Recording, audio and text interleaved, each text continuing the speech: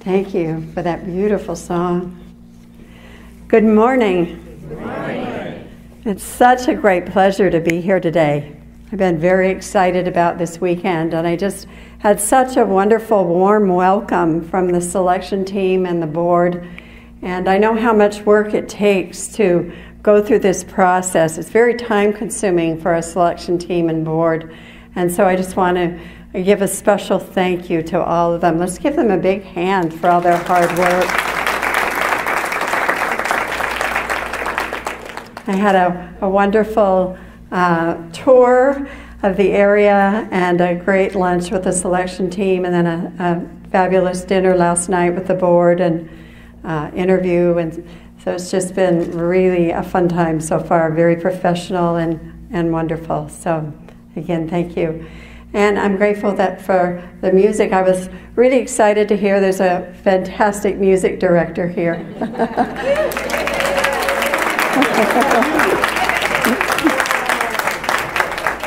And I have to start right out with a confession, and that is that I cannot sing a note. And, you know, I'm sure it started in childhood, but I had a lot of evidence through my life. I remember when my oldest son, Chris, was 18 months old, I sang him a lullaby, and he doubled up his fist and gave me a black eye. And that's a true story. And not only that, he turned out to have musical talent. So he knew exactly what he was doing. So anyway, but I do have an ear for music, and I love working with music directors and musicians and creating a wonderful experience in church. So anyway, you're very blessed. And that was just a great song. So my mom had a fantastic sense of humor. And she used to teach that humor is essential.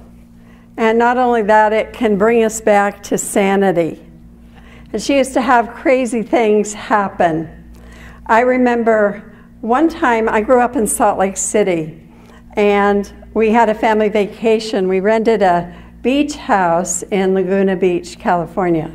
And we were there for several weeks. And I remember one morning my mother had to get up and take the garbage out early. And she heard the sanitation truck coming. And so she was in the kitchen getting the garbage ready. She had on a pair of old pajamas, this really strange looking curler cap on her head. And she heard the truck leaving. So as she's going out the door, the string on her pajama bottoms breaks. So now she's got a sack of garbage in each arm, and she's holding her pajamas up and kind of hobbling by now. And she hollers out to the guy, the sanitation worker, "Hey, mister, am I too late for the garbage?" And he takes a look at her and he yells, "No, lady, hop on."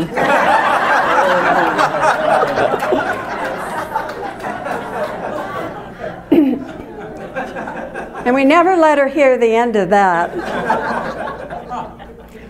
Well, my oldest son, Chris, when he was a baby, I had a christening ceremony for him.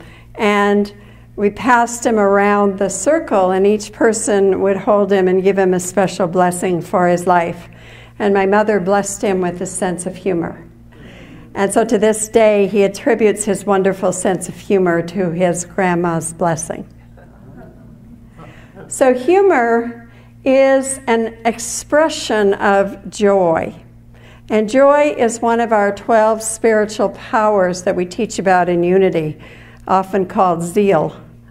And in expressing these 12 spiritual powers, we're taught that we need to call them forth and develop them in order to develop Christ consciousness.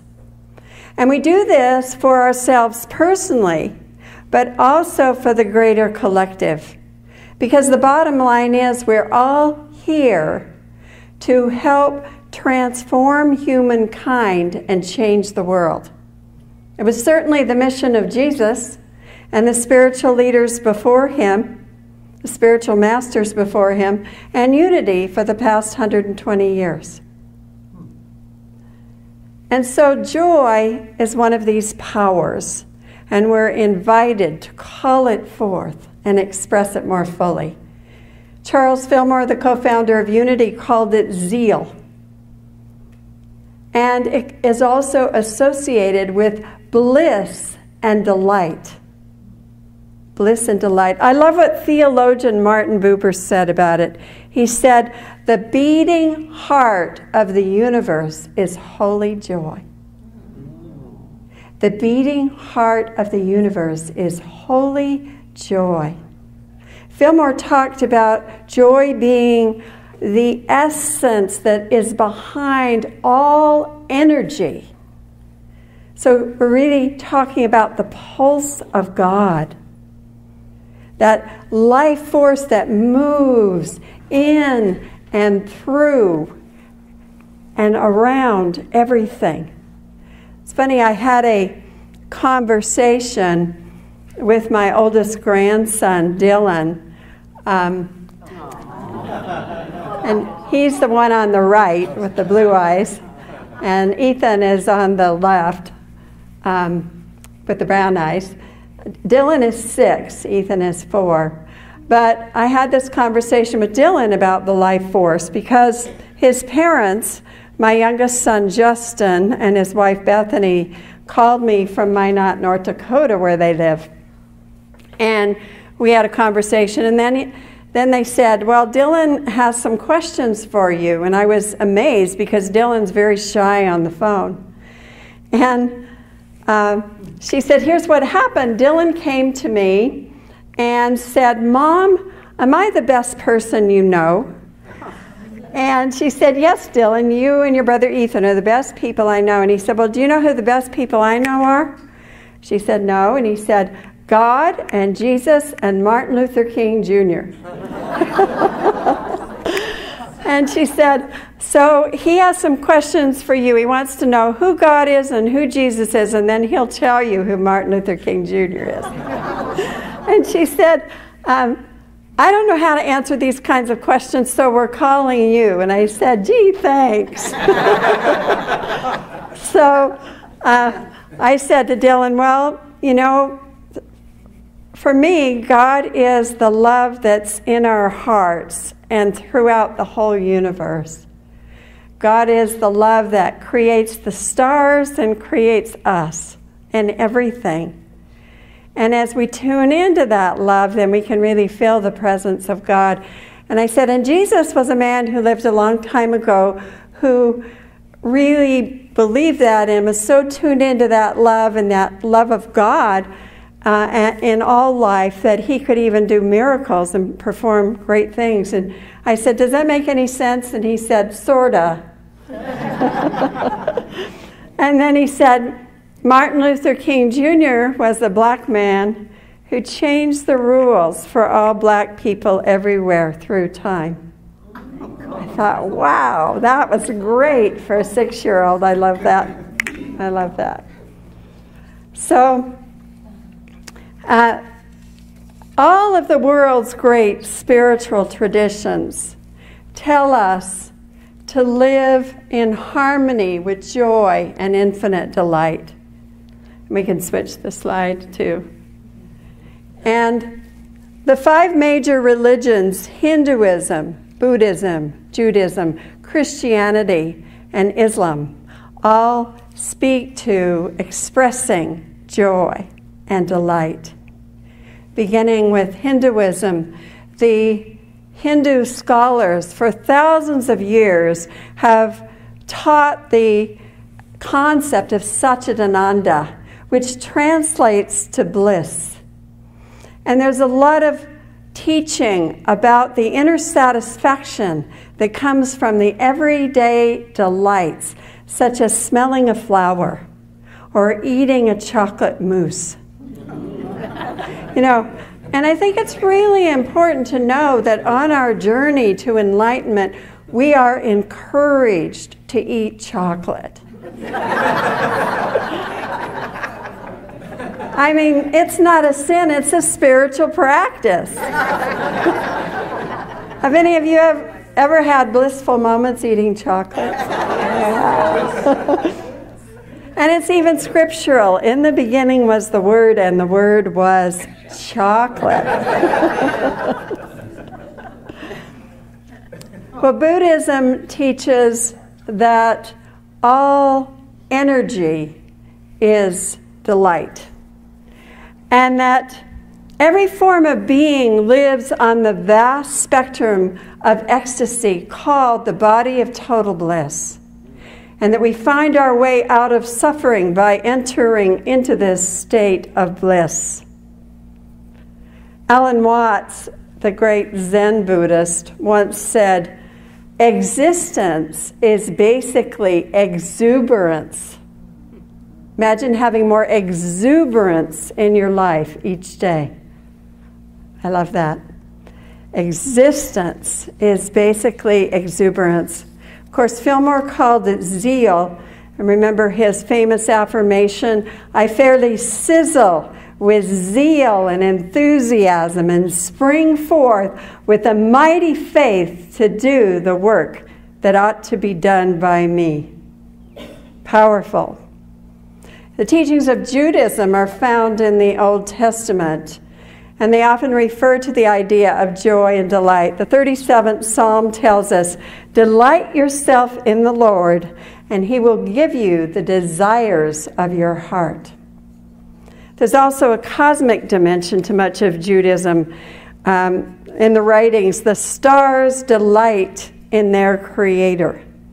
And also a very human dimension, the idea of praying in joy, playing in joy, eating in joy, singing in joy, dancing in joy, doing everything in the spirit of joy. In Christianity, the story of Jesus begins with the archangel Gabriel coming to Mary and prophesying the birth of Jesus. And the first word out of his mouth was rejoice, rejoice.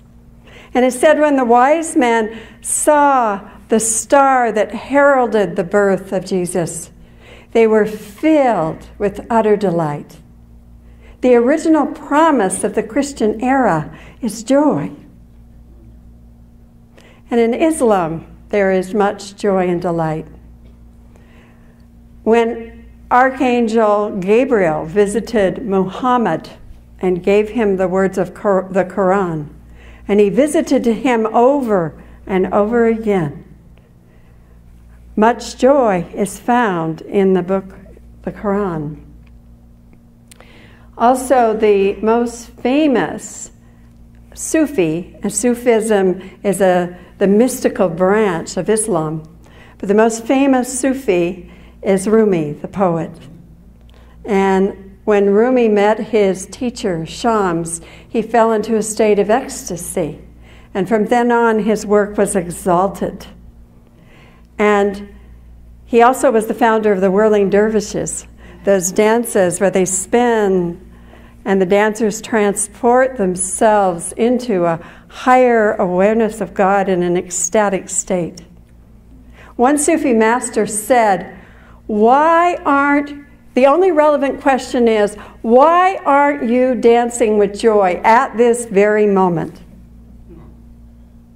And you know, you can dance even when you can't walk. My granddaughter, Linnea, can dance. She's 1, and she's just learning to walk. But even before then, she danced in her high chair, you know. Just shake those arms, her whole upper body would be moving. So why aren't we dancing with joy at this very moment? While we're at it, I should show you her older sister, and then you'll have seen all of my 4. Her name is Kenna. She's a fairy angel. And she's also 4, so I have 6, 2 4-year-olds and a 1-year-old. And they're my joy. And then one more of my family, just so you see. And the one on the left is Melanie, and holding Kenna. And then my son, Chris, the one who decked me in the eye.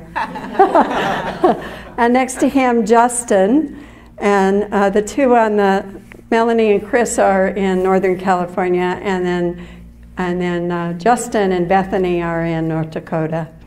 So they're all my joy. And since this is a getting to know you, I thought you should get more sense of my family. So going back to the idea of joy, I think there are two important questions we can ask ourselves. And one is, what has brought me the most joy? What has brought me the most joy? I was reflecting on this question, and of course, it's the birth of my sons, and just my family and loved ones. But joy is not exclusive to parents. My creative gifts and my spiritual journey and relationship with God, and certainly ministry. Just the love of seeing people's lives change over time as they practice the teachings. That's a great joy for me. And so, what are some of your joys? In a word or two, just call out what brings you the most joy. Singing, horses, music, snorkeling, music, friends, food, chocolate.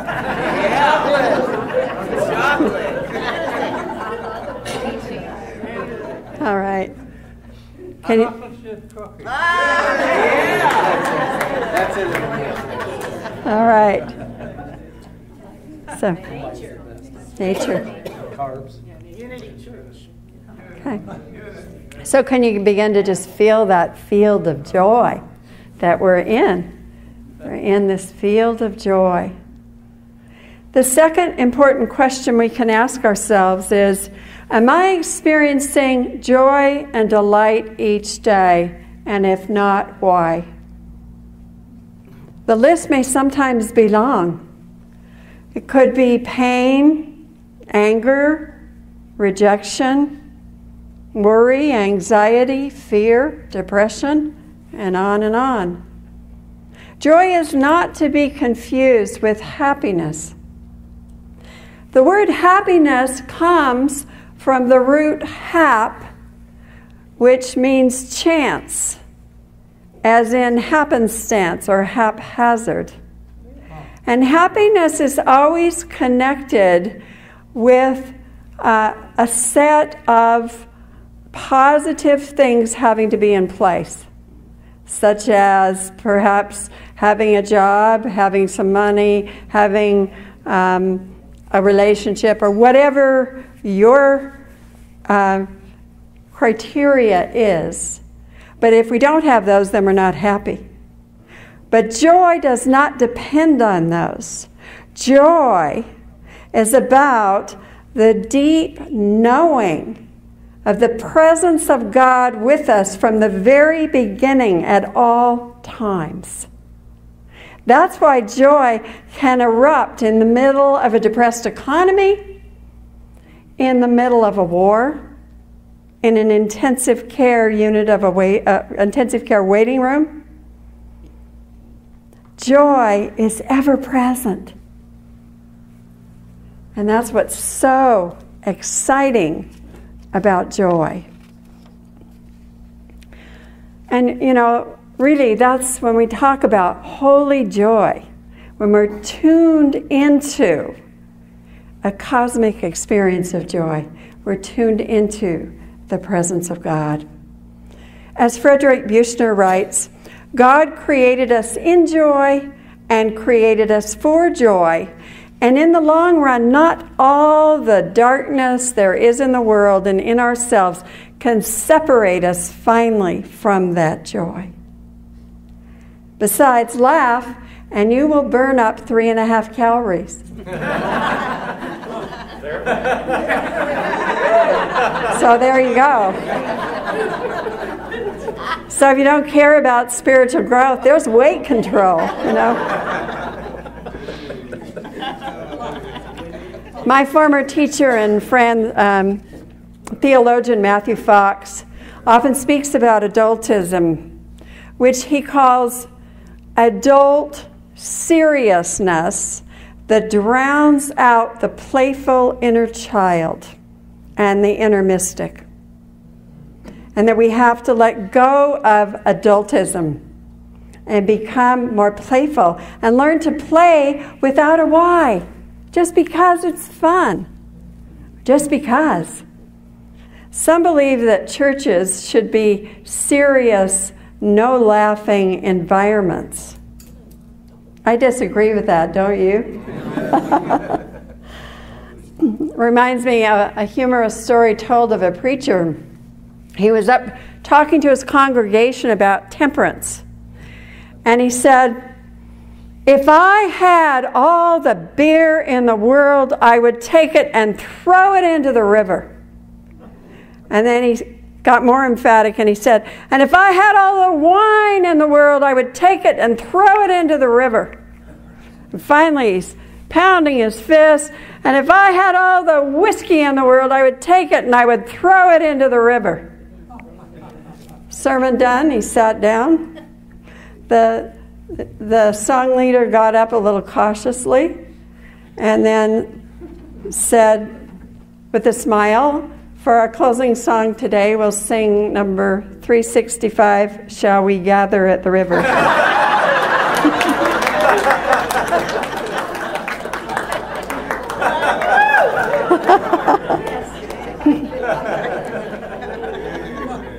I can tell this group would like to gather at the river.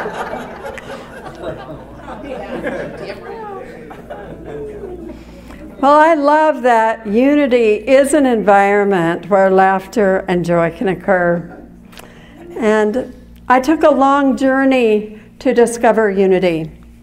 I have been metaphysical since childhood. My mother was my spiritual teacher. And in my early teens, she joined AA, and so I used to go with her to open AA meetings because I was really interested in her recovery and into finding out what went on at these meetings. And so I learned about the power of story to heal and also the power of a spiritual program.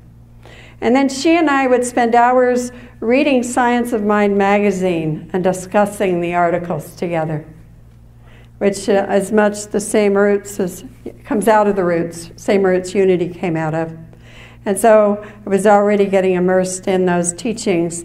And she sparked that interest in me and was very much a catalyst for my growth.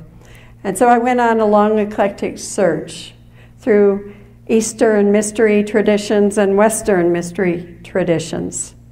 And it was always the mystery tradition that intrigued me the most, the mystical aspects. And so I found Unity in 1981, and I was in Austin, Texas for 3 months. And at that time, I only had one child, and I was a single parent with Chris. He was 5, and we moved to Austin. And I was in a grieving crisis. I had left a spiritual teacher who ended up being kind of the wolf in sheep's clothing, and the spiritual community. And I was grieving, and it had invoked the grief about the loss of my father 4 years before that I hadn't fully grieved. So I was a mess. And I was asking what to do, because I was alone in this town, didn't know anyone. And I had the knowing I needed to call a Unity church. So I got the minister on the phone, and he heard me crying, and he canceled his appointments. And he spent the afternoon helping me process my grief. And then I stayed several months in his church while I was still in town, and he lit this flame inside of me. Well, it was some years later. I was in a different state. I was in Portland, Oregon, actually. And I was remarried and had my other son. And we were at the Unity Church joining as a family. My husband had been Catholic and I'd been metaphysical, so we found a meeting of the minds in Unity. And that was a good mix. And so I wanted to call this first minister and thank him, for setting me on that path. And I called the Austin church, but he was no longer there. He'd only been there a very short period. The office people didn't know his name.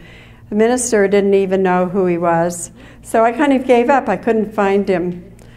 And then it was some years later, I was in ministerial school, and I was between my first and second year, and I was at a minister's conference, and I saw him across the room. So I went up to him. His name was Jack Graff, in case any of you might know him.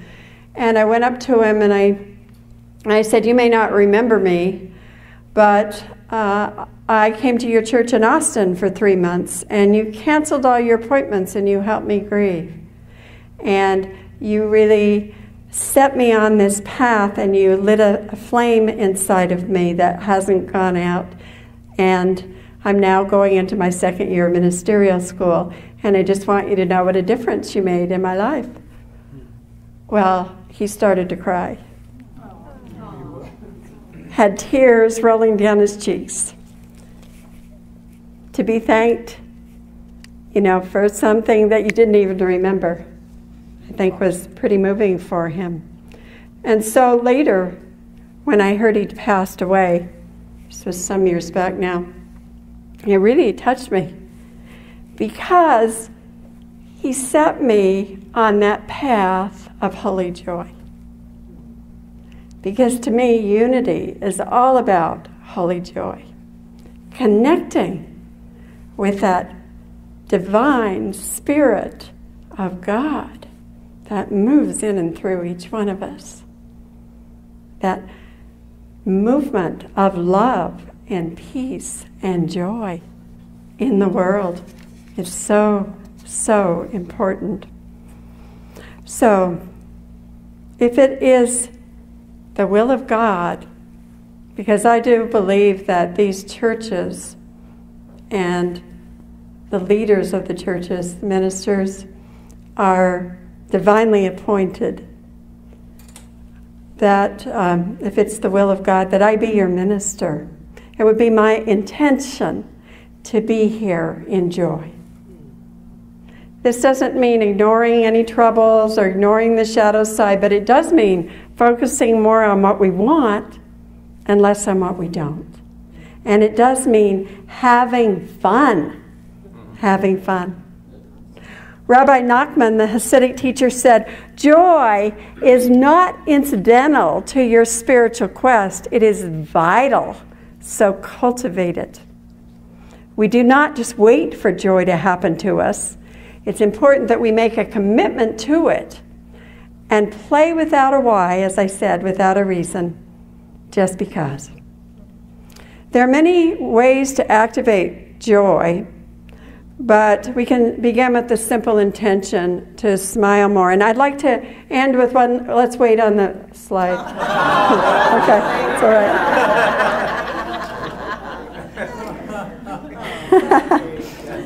So we'll keep this up here so you can look at it. This is the classic smile.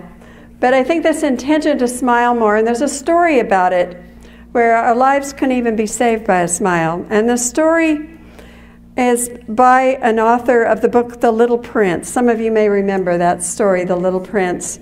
And I'm going to say it in English, and I'm going to ask our French expert to pronounce it correctly. The author's name is Antoine de Saint-Exupéry. Now let's hear it in French. Antoine de Saint-Exupéry. Yeah. I'm so glad she's here. So anyway, he was a fighter pilot who fought against the Nazis and was killed in action during World War II. But before that, he was in the Spanish Civil War fighting against the fascists. And he had an incredible experience there that he wrote about in a story he called The Smile. And what happened is he said that he was captured by the enemy and thrown in jail. And because of the treatment, the harsh treatment of the guards and the contemptuous looks they kept giving him, he was sure he was going to be executed the next day. And he said, I knew I was going to be killed, and I became so nervous and so distraught. I fumbled in my pocket to see if there was a cigarette they had missed in the search. And I found one, but I was shaking so hard I could barely get it to my lips. But I didn't have a light. They'd taken my matches. And so I looked through the bars at my jailer, and he hadn't made eye contact with me, because who makes eye contact with a corpse, a thing? But I said to him, "Excuse me, Senor, por favor, do you have a light?" And he said, he looked up, he glanced at me, he shrugged, and then he came in and he lit my cigarette. And as he did, his eyes inadvertently met mine. And in that moment, I smiled. I don't know why I did that. Maybe it was nervousness. Maybe it's because somebody can't be that close without, or two people can't be that close together without smiling. But at any rate, I smiled. And it was like in that moment, a spark crossed the gap between my heart and his, between our two souls. And I know he didn't want to, but the smile on my lips reached through the bars and generated a smile on his lips too. And so now he's standing there right next to me, continuing to smile, and I'm continuing to smile, and now I'm seeing him as a person instead of just a jailer. And he's beginning to see me differently too, I can tell. And he asked me, "Do you have kids?" And I go, "Yes, here. And I bring out my wallet, and I'm fumbling in it for the pictures. And then he pulls out pictures of his niños and starts telling me about his dreams for them and his plans for their life. And my eyes fill with tears. And I say to him, "I'm really afraid I won't see my kids again, that I'll never see my family growing up." And his eyes fill with tears as well. And then without another word, he reaches down and unlocks the cell and lets me out and leads me quietly through the back routes to the edge of town. And there, at the edge of town, he releases me. And without another word, turns around and goes back to town. My life was saved by a smile.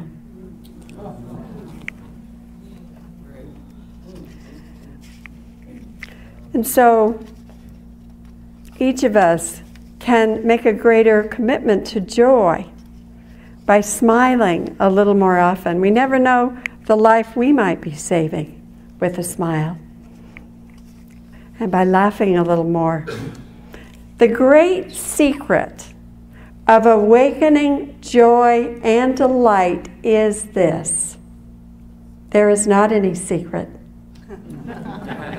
We do not have to go any place, buy anything, be anything, do anything, or improve anything about ourselves to reach joy and delight. The awakening of joy in our life is simply a choice and a commitment to be in delight each day, beginning right now. Smile, dance, play, listen to music, walk on the beach, eat chocolate, do what you love. Listen to the heartbeat. The beating heart of the universe is holy joy. It is my delight to be here with all of you today, and may you all be blessed with holy joy. Thank you.